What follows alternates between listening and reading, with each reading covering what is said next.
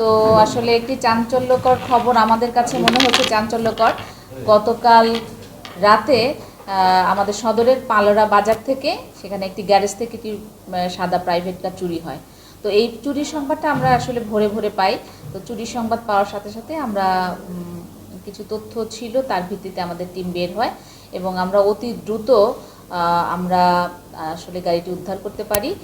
ধামরাই জয়পুরা এখানে একটা বটতলা মন্দির আছে, এই মন্দিরের কাছে আমরা গাড়ি এখান থেকে আমরা যে গাড়িটি যে নিয়ে যাই, চুরি করে নিয়ে যাই, সেই চোরসহ গাড়িটি আমরা উদ্ধার করি।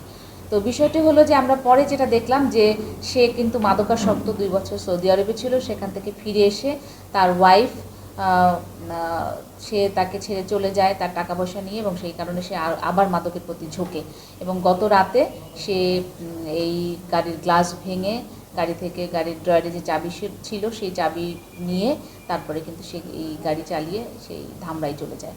তো আমরা অতি দ্রুত গাড়িটি উদ্ধার করতে পেরেছি, এটি আমাদের সফলতা। হয়তোবা আমরা জানি না যে গাড়িটি হয়তো হাত বদল হয়ে যেতে পারত, যেহেতু সে মাদকাসক্ত। আর আমরা আরও তথ্য পেয়েছি যে সে গত মাসে জেল থেকে বেরিয়েছে, এর আগে তার পূর্বে মাদকের এবং চুরির মামলা আছে বলে জানা যায়।